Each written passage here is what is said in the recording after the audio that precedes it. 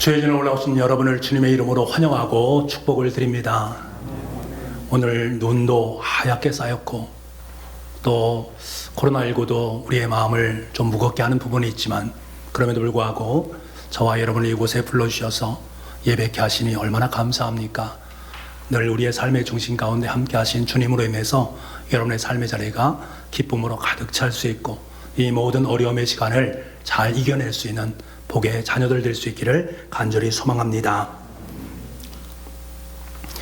이제 이삭이 장성해서 장가갈 시간이 다가왔습니다. 그의 아버지 아브라함은 자신의 결혼을 앞에 놓고 마음속으로 조바심을 갖게 되지요. 아브라함은 이 문제를 어떻게 해결할 것인가 많은 날 동안에 기도하면서 고민을 했습니다. 급하다고 해서 지금 살고 있는 가나안 땅, 이 이방 땅에서 이방인 여인을 얻을 수 없습니다. 왜냐하면 하나님께서 그것을 원하지 않는다라는 사실을 잘 알기 때문이지요. 그렇다고 해서 이삭을 자기 고향인 하란 땅으로 보낼 수 있는가? 그것도 좀 어려운 부분입니다. 만약 그가 이방 땅 하란 땅으로 가서 그곳에서 정착하면서 삶을 살게 되어진다면 하나님께서 주신 계획과 약속은 모두가 다 숲으로 돌아가기 때문입니다. 그렇다면 믿을 수 있는 사람을 지켜서 고향 땅에서 신분감을 찾아와야 되는데 그 고향 땅까지 가는 거리가 너무나도 멉니다. 지금 살고 있는 가나안 땅에서 자신의 고향 하란 땅까지는 약 800km 정도가 되는 먼 거리였습니다. 이곳까지 가기 위해서는 애씀과 수고가 필요한 것들이지요. 그러니까 이 중차대한 일을 맡기는 것이 쉽지 않은 부분이 있습니다. 그런데 다행히도 아브라함에게는 듬직한 종이 한 명이 있었습니다. 그 종과 10수년 동안 생활하면서 그 종은 자식과도 같은 존재였습니다. 아브라함은 그 종을 불러서 자신의 다리 사이에 손을 넣게 하고 맹세를 하게 합니다.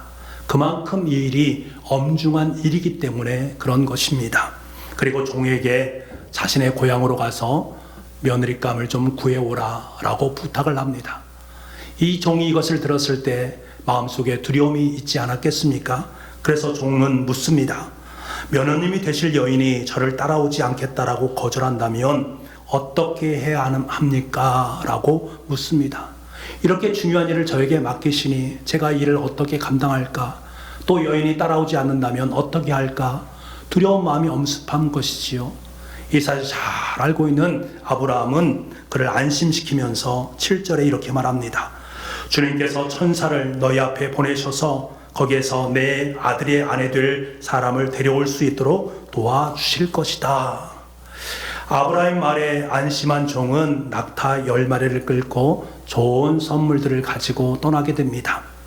종은 2주일 동안 계속해서 그곳으로 향하게 되어지고 마침내 목적지에 도달하게 됩니다. 목적지에 도착한 종은 성 밖에 있는 우물가에 짐을 풉니다. 저녁이 되면 여인들이 물을 깃기 위해서 그곳에 오지요. 그때 이 종은 하나님께 은혜를 구하면서 기도를 하게 됩니다. 그 기도의 모습이 12절에 나와 있는데요. 우리 12절 말씀을 보겠습니다. 같이 읽겠습니다. 시작. 그가 이르되 우리 주인 아브라함의 하나님 여호와여 원하건대 오늘 나에게 순조롭게 만나게 하사 내 주인 아브라함에게 은혜를 베푸시옵소서. 아멘. 종은 주인인 아브라함을 통해서 하나님을 알게 되었습니다. 아브라함이 했던 것처럼 그 종도 먼저 하나님 앞에 기도하면서 하나님의 은혜를 구하고 있습니다. 자신이 아무리 애를 쓴다 할지라도 하나님께 주시지 않으면 얻을 수 없는 것 아니겠습니까? 이 사실을 잘 알고 있기 때문에 먼저 하나님 앞에 무릎을 꿇고 간구하면서 은혜를 구하고 있습니다. 종은 기도 중에 이삭의 아내로 정해질 사람이 누구인지를 알아볼 수 있게 해달라고 하나님 저에게 사인을 보여주시기 바랍니다 라고 간구를 합니다. 이제 저녁이 되었으니 여인들이 물을 길러 우물을 올 텐데 물을 떠가는 여인에게 물을 좀 달라라고 말하면 나에게 물을 줄 뿐만 아니라 저 말 10필에게도 물을 줄 수 있는 그 여인을 하나님의 사인으로 받아들이겠습니다 라고 고백을 합니다. 놀랍게도 이 기도가 끝나자마자 그 여인이 그에게 다가오게 되었고 물 달라라고 부탁을 하니까 물뿐만 아니라 그에게 10필의 말까지 물을 다 주게 됩니다. 종이 간구한 대로 그대로 된 것입니다. 종은 이것을 하나님의 사인으로 받아들이고 여인에게 선물을 주고 그의 집으로 가게 됩니다. 그리고 자신이 누구인지를 밝히고 자초지종을 이야기를 하게 되고 그의 며느리를 아브라함의 며느리를 얻게 됩니다. 그리고 그 다음날 리브가를 데리고 고향으로 돌아오게 됩니다. 마침내 이삭은 장가를 갈 수 있게 된 것이지요. 이것이 오늘 본문의 말씀입니다. 오늘 본문의 말씀을 우리가 읽으면서 어떻게 하면 우리 좋은 며느리감을 얻을 수 있을까? 좋은 방법을 잘 말해주네 라고 생각할 수 있습니다만 본문은 우리에게 그것을 말씀하는 것이 아닙니다. 하나님께서 이삭에게 아름다운 리브가를 허락하셔서 그의 믿음의 가문을 잘 계승할 수 있도록 만들어 주셨다. 이것을 우리에게 말씀하고자 하는 것도 아닙니다. 오늘 본문은 등장인물들이 자신의 평범한 일상 속에서 어떻게 하나님의 사인을 읽어냈고 그 사인을 어떻게 마음속으로 품게 되었고 그 사인 앞에 어떻게 인도함을 받아서 하나님의 계획을 어떻게 이루어 갔는가, 이 사실에 대해서 우리에게 너무나도 소상하게 말씀해 주고 있습니다. 아브라함에게는 거룩한 습관이 있었습니다. 아브라함은 종을 먼 길로 떠나보내면서 뭐라고 말했습니까? 주님께서 천사를 너희 앞에 보내셔서 거기에서 내 아들의 아내 될 사람을 데려올 수 있도록 도와주실 것이다. 천사가 너희 앞길을 인도할 것이니까 걱정하지 마라. 이 말은 곧 무슨 말입니까? 천사가 너희 앞길, 하나님께서 너희 앞길을 인도해 주실 터인데 그때마다 사인을 베풀어 주셔서 그 사인을 통해서 하나님의 길을 갈 수 있도록 만들어 줄 테니까 너무 염려하지 말고 걱정하지 말라라고 말하는 것입니다. 아브라함이 어떻게 이렇게 말할 수 있었습니까? 자신의 삶을 통해서 경험했기 때문에 그렇습니다. 지금까지 고향 땅을 떠나서 이곳 가나안 땅까지 정착할 때까지 수없이 많은 사건들이 그의 삶 속에 있었습니다. 때로는 어려움이 있었고요, 힘듦도 있었습니다. 그때마다 하나님께서는 하나님의 사인을 보여주셔서 네가 가는 길을 깨닫게 도와주시고 그 길로 인도하시는 하나님의 역사를 그는 경험했습니다. 그것을 따라서 살았더니 하나님의 역사가 틀림없다라는 거예요. 이 사실을 깨닫고 그래서 종에게 자신 있게 이야기를 하는 것입니다. 두려워하지 마라. 하나님의 사인이 네 인생을 이끌어갈 것이다. 걱정하지 마 라고 말을 할 수 있었던 것입니다. 이삭의 아내로 낙점된 리브가는 어떻습니까? 여러분, 리브가에게 전혀 보지 못했던 낯선 남자가 와서 자기를 아내로 선택한다라고 말을 합니다. 이 모습을 바라보면서 그가 말하고 있는 또 행동하는 것을 유심히 살펴봅니다.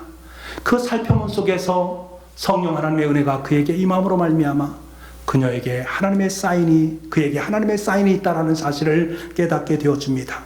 얼굴도 한번 보지 못한 사람에게, 그것도 고향 땅을 떠나서 가나안 땅까지 간다라는 것, 여인이 홀로 그걸 간다는 것 쉽지 않은 것입니다. 그럼에도 불구하고 하나님께서 리브가에게 거부할 수 없는 사인을 주신 것을 확인하자 그것을 마음에 품게 되어지고 그 사인에 순종해서 그 길을 떠나게 됩니다. 어디 잊을 뿐이겠습니까? 종도 마찬가지입니다. 2절 말씀에 보게 되면 종에 대해서 나이가 많아 늙었고 라고 되어 있습니다. 다시 말하면 늙은 종이라는 거예요.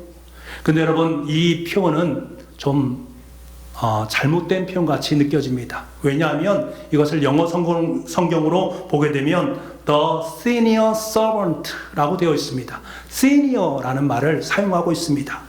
여러분, 이 senior라는 말은 무슨 말입니까? 경험이 많이 있다라는 거예요. 세상을 보는 눈이 있다라는 거예요. 그만큼 성숙한 사람을 의미하는 것입니다. 다시 말하면 이 종은 대단히 성숙한 사람이었습니다. 그는 주인 아브라함의 삶을 유심히 살펴보았습니다. 하나님께 그를 어떻게 인도하시고 어떻게 그에게 사인을 주셨고 그 사인을 따라 살아서 어떻게 삶을 살아갔는가, 옆에서 그 모든 것을 다 바라보면서 이 사람은 틀림없이 하나님의 사람이다. 하나님을 의지하는 사람이다라는 사실을 깨달았던 거예요. 그 사실을 알고 난 그는 이제 나도 하나님을 의지하며 살겠다라고 결심을 하게 된 것입니다. 그는 아브라함으로부터 중대한 과업을 들었을 때에 여기엔 분명히 하나님의 뜻이 있다, 하나님의 사인이 있다라는 사실을 분별하게 되어지고 이 모든 일들을 위해서 자신의 모든 것을 헌신하게 되어집니다. 게다가 종은 기도하는 사람이었습니다. 그는 기도를 통해서 하나님께 정해놓은 사람이 누구인가, 하나님 앞에 간절히 구하고 있는 그의 모습, 그러면서 하나님 특별한 사인을 보내주십시오 라고 강구했던 모습, 물을 길러오는 여인 중에 물을 달라고 할 때에 자신에게만 아니라 낙타에게도 물을 줄 수 있는 여인, 그 여인을 하나님의 사인으로 받아들일 수 있게 해달라고 간절히 하나님께 말씀을 드렸습니다. 놀랍게도 즉각적으로 그 기도에 응답해 주신 하나님의 모습이었습니다. 종이 제안한 대로 리브가가 행동했던 것이지요. 여러분, 우리는 이 장면을 바라보면서 이렇게 생각할 수 있습니다. 아, 그렇지, 옳거니 기도는 저렇게 하는 거야 라고 생각할 수도 있습니다. 하지만 여러분, 그것은 오해하는 것입니다. 우리가 기도의 함정에 빠지기 쉬운 부분이 바로 이 부분이에요. 여러분, 생각해 보세요. 지금 자신에게 이루어질 것이 하나님의 뜻인지 아닌지를 분명하게 분별을 해야 되는데 내가 그것을 어떻게 분별할까? 하나님 앞에 기도하지요. 그런데 문제는 그 사인을 자신의 임의대로 결정해 놓고 하나님께서 그렇게 사인을 주실 때 내가 하나님의 사인으로 받아들이겠습니다 라고 말을 한다는 거예요. 실제로 이런 사람들이 너무나도 많이 있다는 사실입니다. 예를 들면 결혼을 앞두고 있는 어떤 분이 하나님 앞에 아침에 기도하면서 여인을 만나러 갑니다. 하나님, 오늘 만나는 여인이 빨간 립스틱을 바르고 오거나 아니면 차를 마실 때에 커피를 마시지 아니하고 국산차를 마시면 이 여인이 하나님께서 나에게 주신 사인이다 라고 여기겠습니다 라고 제안을 합니다. 이렇게 생각하는 분은 오늘 본문의 말씀을 읽으면서 옳거니 바로 이거야, 대단한 것을 발견한 것처럼 마음속으로 여길 수 있습니다. 이게 정답이다 라고 말입니다. 혹시 여러분 중에 이런 분으로 기도하는 분이 계시다면 그 기도를 조금 조정할 필요가 있습니다. 특별한 일입니다. 성경 속에서는 이러한 일이 극히 드뭅니다. 중요한 것은 종이 하나님께 제안한 방법은 즉흥적인 방법이 아니었다라는 사실이에요.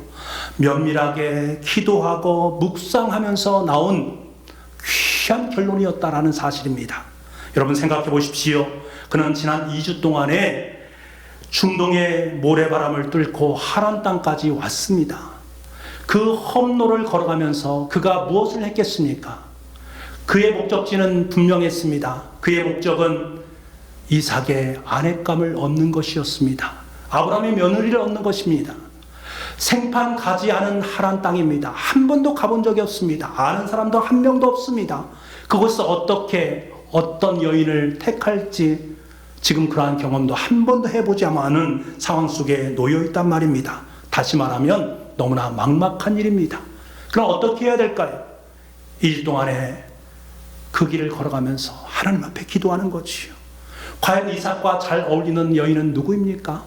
아브라함의 가문을 이어갈 수 있는 며느리감은 과연 누구입니까? 어떤 방법으로 며느리감을 얻는 것이 가장 귀한 것입니까? 하나님, 지혜를 주시기 원합니다. 하나님, 지혜를 주세요 라고 간구하면서 그 길을 걸어가지 않았겠습니까? 이런 오랜 기도의 숙고 끝에 그에게 묘안이 떠올랐습니다. 그래, 먼저 우물로 가자.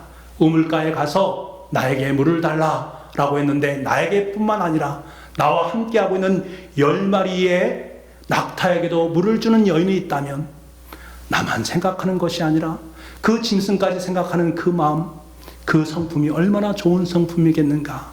그 사람을 선택하면 되겠다. 그리고 하나님께 그것을 제안했던 것입니다. 그런데 여러분, 생각해보면 이 제안 또한 하나님께서 그의 삶 속에 주신 하나님의 지혜입니다. 하나님의 뜻과 그 종의 마음이 일치가 되었던 것입니다. 그것이 무엇으로 드러났습니까? 사인으로 드러나게 된 것이지요. 종은요, 자기 자신의 기준을 내세우지 않았습니다. 하나님 땅에서 제일 예쁜 미모의 여인을 선택하겠다, 이런 마음을 갖지 않았습니다. 하나님 지방에 가서 가장 부유한 사람이나 최고의 권력자의 집안을 찾아가야 되겠다, 이런 생각도 갖지 않았습니다.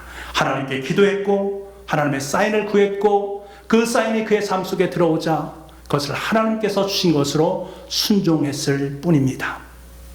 그래서 종은 바로 우물가로 간 것입니다. 그리고 하나님의 사인이 어떻게 이루어지고 있는지 침착하고 진중하게 그것을 바라보았습니다.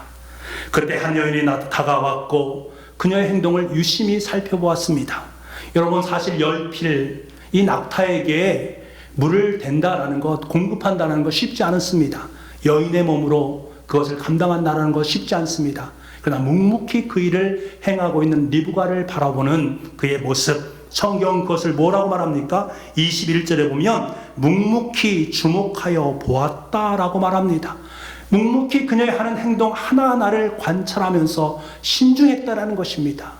종은 경솔하지 않았습니다. 사랑하는 여러분, 오늘 말씀은 우리가 신앙생활하는 데 있어서 매우 귀중한 하나님의 진리를 우리에게 말씀해 줍니다. 하나님 믿는 사람들이 어떻게 살아가는 것이 성도의 삶인가를 너무나도 분명하게 보여주고 있습니다. 내가 그리스도인으로 살아간다는 것은 무엇을 말합니까? 나에게 주어진 모든 일들, 나에게 주어진 모든 상황들, 그 속에 하나님께서 역사하는 하늘의 현장이다라는 것을 인식하는 것이 대단히 중요합니다. 우리가 먼저 가장 중요한 것은 내가 하는 모든 것들 하나하나가 하나님과 잇대어 있다라는 사실, 이것은 곧 무엇을 의미합니까? 나는 하나님의 다스림을 받고 있고 하나님의 주권이 내 삶 속에 있다라는 것을 인정하는 것을 말합니다. 지금 내가 행하고 있는 사역이나 나에게 주어진 조건들은 하나님께서 다스리시고 이끌어 주신다라는 그 사실을 확신하는 것입니다. 여러분, 하나님께서 오늘도 지금도 여전히 나의 삶 속에 역사하신다라는 사실을 우리는 곧 입술을 통해서 고백을 하곤 합니다. 그래, 하나님께 나의 삶을 다스려 주시고 인도해 주시고 계시지. 입술을 통해서 고백합니다. 머리로는 잘 알고 있습니다. 그런데 그것이 그의 삶으로 드러나고 있습니까? 곰곰이 생각해 보면 그러지 않을 때가 더 많지 않습니까? 중요한 것은 내 삶의 자리 속에 역사하시는 그 하나님의 다스리심을 내가 경험하는 것이 대단히 중요합니다. 여러분, 우리의 삶 속에서 어떤 때는 아주 명료하게 하나님의 말씀하심을 깨달을 때가 있습니다. 그런데 때로는 어떤 때는 알듯 말듯할 때가 있습니다. 분명히 하나님의 뜻 같기도 하고 하나님의 뜻이 아닌 것 같기도 한단 말입니다. 그때 우리는 아브라함의 종을 생각할 필요가 있습니다. 그 종처럼 기도하면서 말없이 그 상황을 살필 필요가 있단 말입니다. 침착하고 신중하게 기도하면서 바라볼 때에 이것이 하나님의 뜻인지 아닌지를 분별할 수 있는 은혜가 우리 속에 보여지기 시작하는 거예요. 처음에는 사인을 잘못 읽을 수도 있습니다. 사인을 놓칠 수도 있습니다. 아니, 사인을 잘못 해석할 수도 있습니다. 하지만 시간이 점점 지나고 시행착오를 겪다 보면 하나님의 사인이 눈에 들어오게 되어집니다.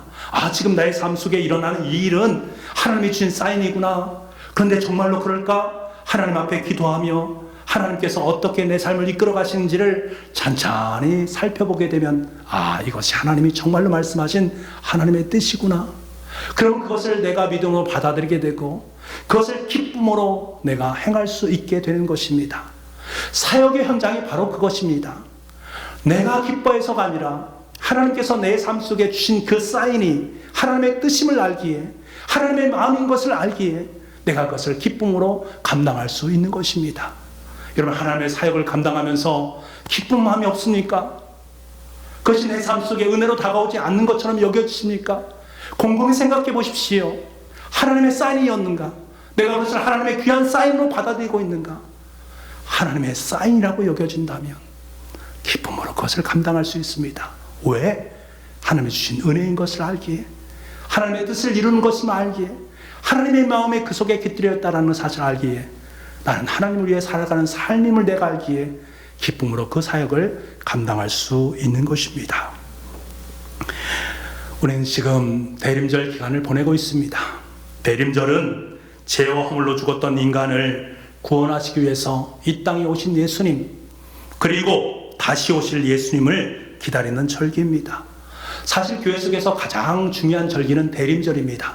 왜냐하면 대림절에서부터 시작해서 1년의 절기가 시작되기 때문에 그렇습니다. 요즘 우리는 주님을 기다리며 드리는 특별 새벽 기도회를 2주간 드리고 있습니다. 누가복음 1장을 중심으로 해서 2주간에 걸쳐서 빈들에 찾아오신 예수님이란 주제로 함께 모여서 함께 예배하고 하나님의 말씀을 함께 나누고 있습니다. 제가 이 말씀을 묵상하면서 느껴지는 것이 있습니다. 주님 오심을 기다리는 사람들의 면면들을 살펴볼 때에 하나님께서 그들에게 독특한 것을 허락하셨다라는 것을 알게 됩니다.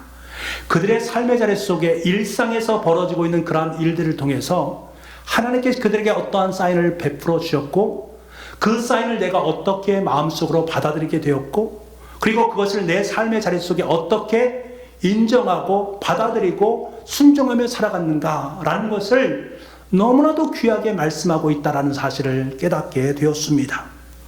사가랴와 엘리사벳이 그랬습니다. 이들은 제사장 가문 출신 아니겠습니까? 하나님 앞에서 의인인 사람이었고 흠도 없었고 계명과 규례대로 흠 없이 거룩하고 경건한 삶을 살았습니다. 경건한 삶을 살았다는 것은 하나님의 말씀 앞에서 기도하면서 하나님의 뜻을 구하는 인생을 살았다는 것을 의미합니다. 사가랴가 하루는 성소에 들어가서 분향단에서 향을 피울 때에 주의 사자가 그에게 나타났습니다. 그리고 천사를 통해서 장차 너에게 아들을 줄 것이다. 그 아들의 이름은 요한이 될 것이고 그를 통해서 메시아가 이 땅 속에 오게 될 것이다 라는 하나님의 사인을 그의 삶 속에 허락했습니다. 사실 지난 400년 동안 그들에게는 하나님의 말씀이 부재했습니다. 구약의 말라기서부터 시작해서 신약에 들어오는 마태복음에 이르는 그 기간 400년 동안 신구약 중간기 동안 하나님께서 그들에게 들려주신 말씀은 전무했습니다. 부재했습니다.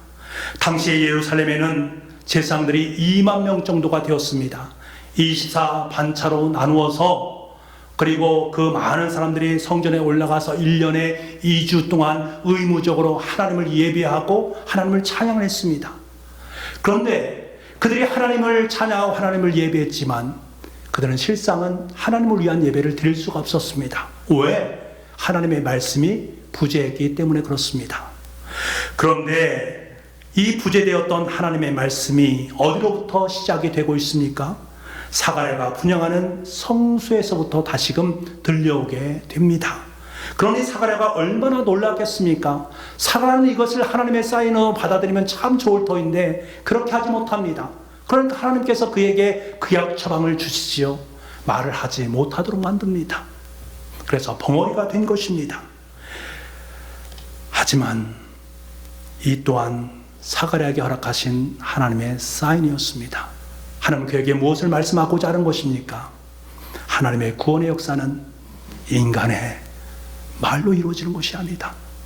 하나님의 구원의 역사는 하나님의 능력, 하나님의 손길에 의해서 이루어지는 것이다. 내가 그 일을 행할 테니 너는 입을 다물라 라고 말씀하시는 하나님의 사인이었습니다. 그는 10달 동안 그 하나님의 사인을 마음속에 품고 기도하면서 하나님의 말씀에 순종합니다. 하나님께 내 삶을 다스리시고 나를 인도하시고 나를 통해 역사하신다라는 사실을 깨달았고 철저하게 말씀에 순종함으로 말미암아 하나님의 역사를 이루게 됩니다. 어디 사가랴뿐이겠습니까? 마리아도 동일한 하나님의 사인을 받았습니다. 어느 날 그녀에게 가브리엘 천사가 나타났습니다. 그리고 대뜸 마리아에게 은혜를 받은 자여 평안할지어다 라는 인사말을 줍니다. 마리아는 황당합니다. 깜짝 놀랐습니다. 나에게 왜 이런 인사말을 주는 거지? 그리고 그는 곰곰이 생각하기 시작합니다.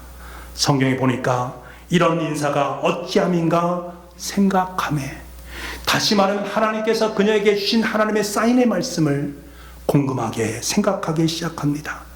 여기서 생각했다는 것은 지금 자신에게 일어나는 일을 꼼꼼히 관찰하고 겸손하고 진실하게 곱씹어 보았다라는 것입니다. 그렇게 곱씹었더니 그녀는 깨닫게 된 것입니다. 이것이 바로 하나님의 사인이었음을. 왜 나에게 은혜를 베푼 자여, 은혜를 입은 자여 평안할지어다 라고 말했는가? 이것이 하나님께서 나를 통해 역사하시는 하나님의 뜻이었구나 라는 사실을 깨닫게 되면서 입술을 통해서 고백하는 것입니다. 주의 여종이 오니 말씀대로 내게 이루어지이다. 이 말은 마리아가 천사의 말을 통해서 하나님의 사인을 받았고 그 사인을 믿음으로 고백했고 이제 나는 예수 그리스도를 잉태할 존재인 것을 확연하게 믿고 이것을 위해서 준비하는 삶, 순종의 삶을 살았다라는 것을 의미합니다. 그의 남편 요셉도 마찬가지입니다. 마리아에게 가브리엘 천사가 나타난 후에 요셉은 약혼녀 마리아가 아기를 가졌다라는 사실을 깨닫게 됩니다. 약혼녀가 임신했다? 상상할 수 없는 일입니다. 당시의 율법으로 말하면 돌에 맞아 죽을 일이요, 요셉과 약혼을 파기해야 될 일이었습니다. 그런데 이때 요셉은 이 일을 어떻게 대처하고 있는가? 마태복음 1장 20절 말씀을 보게 되면 이 일을 생각할 때에 주의 사자가 현몽하여 이르되, 이 일을 생각할 때에 이것을 하나님의 사인으로 여겼다라는 거예요. 요셉은 마리아의 임신 소식으로 인해 몹시 당황스럽고 두려웠습니다. 하지만 요셉도 마리아처럼 동일하게 자신에게 일어난 일을 꼼꼼하게 생각하기 시작합니다. 묵상하기 시작합니다. 그때 하나님의 사자가 꿈에 그에게 나타나서 그 모든 것을 일깨워 줍니다. 요셉은 이것을 하나님의 사인으로 받아들였고 하나님의 뜻에 철저히 순복하는 모습으로 드러나고 있음을 보게 됩니다. 그래서 마리아와 이혼하지 아니하고 끝까지 마리아를 지키게 되어지고 그녀를 통해서 아기 예수님께서 탄생할 수 있도록 허락했다라는 사실입니다. 사랑하는 북부가족 여러분, 여러분 어떻습니까? 여러분 하루하루의 삶을 살면서 정말 내 삶이 하나님에 의해서 다스려지고 있는가라는 사실을 믿음으로 확연히 고백하면서 살아가고 있습니까? 하나님께서 여러분에게 보여주시는 하늘의 사인을 읽으면서 하루하루의 삶을 살아가고 계십니까? 내 삶의 자리 속에 선택의 상황이 있을 때에 하나님 저에게 주신 사인, 이 사인을 분별할 수 있게 도와주시고 이것을 순종할 수 있게 도와주시고 이것을 위해서 제 인생을 하나님께 드릴 수 있도록 도와주십시오. 그렇게 간구하면서 살아가고 계십니까? 그것이 하나님의 사인이라고 여겼을 때에 그 사인에 순종하면서 충성하면서 하나님의 길을 걷고 계십니까? 대리절 기간을 보낸다는 것은 우리에게 구원자가 오신다고 말씀하신 이 하나님의 무수한 사인들을 읽어낼 수 있는 시간들입니다. 이를 위해서 우리는 먼저 우리의 인생을 다스리시는 주님의 주권을 인정하는 삶을 살아가야 됩니다. 그리고 내 상황 속에, 내 일 속에, 내 사람들과의 관계 속에서 말씀하시는 하나님의 사인을 읽어낼 수 있어야 됩니다. 진중하게, 꼼꼼하게 성령 하나님께 물으면서 이것이 하나님의 사인이다라는 확신의 마음이 들 때까지 그것을 품을 수 있어야 됩니다. 그리고 그것이 하나님의 사인이다라고 확신되는 그 순간 담대하게 두려움 없이 그 사인 앞에 순종할 수 있는 우리가 될 수 있기를 간절히 소망합니다. 주님께서는 저와 여러분에게 그리고 온 세상에게 아기 예수님께서 이 땅에 오심, 메시아가 오심, 구세주가 오심에 대해서 너무나도 분명하고 확실한 증거들을 수도 없이 많이 우리에게 펼쳐 놓으셨습니다. 그 확증적인 증거가 어디에 있습니까? 바로 이 하나님의 말씀입니다. 이 하나님의 말씀 속에서 하나님의 뜻을 통해 하나님의 사인을 받고 하나님의 길을 걸었던 무수한 믿음의 선진들을 우리에게 보여주시고 있습니다. 그들의 확증적인 그 마음을 너희들도 마음에 품으라고 말합니다. 그런데 세상을 바라보십시오. 그 하나님의 말씀을 가슴에 품고 하나님의 뜻에 순종하는 사람 그렇게 많지 않습니다. 감사한 것은 오늘 이 예배에 우리를 참여케 하시고 또 우리에게 하나님의 귀한 사인들을 보내주셔서 우리가 예수 그리스도를 대망하며 살아갈 수 있는, 다시 오실 그 주님의 재림을 대망하며 살아갈 수 있는 은혜를 주신 것, 이것을 사인으로 받아들이고 믿음으로 고백할 수 있는 저와 여러분이 될 수 있게 하시니 얼마나 감사합니까? 성령의 하나님의 능력 아닌 곳은 이것을 우리는 입술로 고백할 수 없는 것입니다. 감사의 마음을 품을 수 있는 우리가 될 수 있기를 원합니다. 하나님께서 왜 이렇게 복된 사인을 우리의 삶 속에 허락해 주셨는가?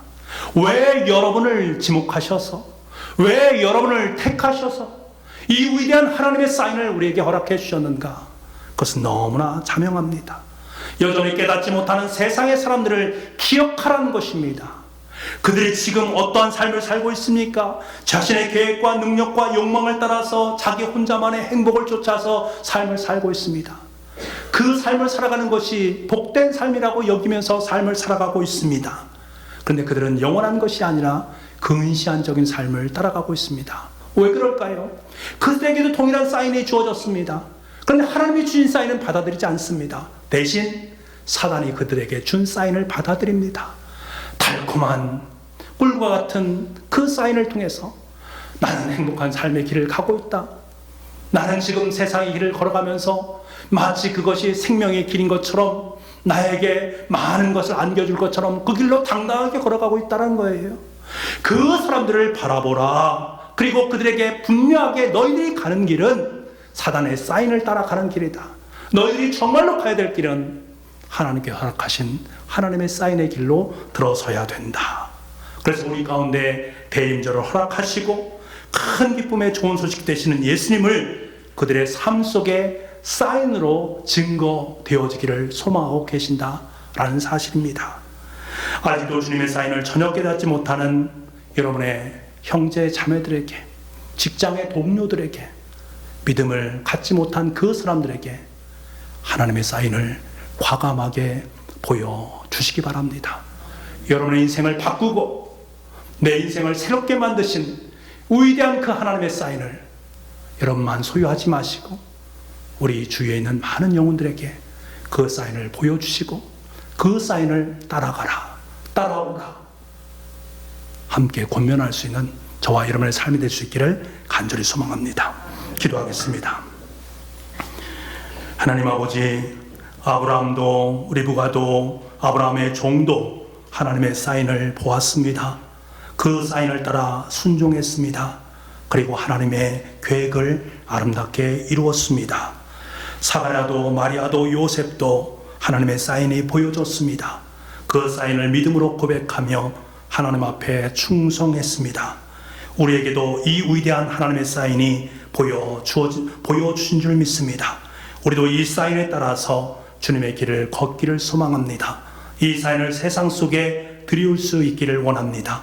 그 주님의 말씀에 순종하고 그 길을 따라서 하나님의 계획을 완벽하게 이루어갈 수 있는 복의 자녀들 다 될 수 있도록 주님 축복하여 주옵소서. 모든 말씀을 예수님의 이름으로 기도하옵나이다. 아멘.